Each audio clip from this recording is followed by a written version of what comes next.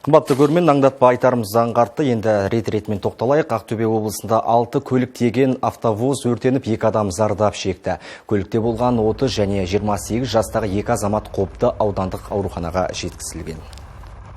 Өрт автоваздың мотор бөлігінен басталды, келген автомобильдерге көшкен. Өрт сағат 19:50 минутта толығымен жойылды. Өрт сөндірушілердің көмегімен 3 жеңіл автокөлік өрттен құтқарылды. Өрттің себебі сараптамадан кейін анықталады. Оқиға Самара-Шымкент тас жолының бойында Қобда ауданына 30 шақырым жерде болған. Зардап шеккендер Қырғыз елінің азаматтары. Олар өртті өздігінен сөндірмек болған көрінеді. Екеуінің де денесін күйік шалған. Хирург дәрігерлері қарап, диагнозы қойылды.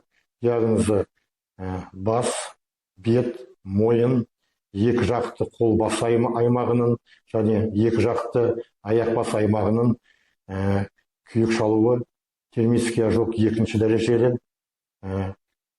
Күйіктің көлемі 27%. Түнде науқастар анестезиолог, реаниматолог және хирург дәрігерінің бақылауында болды.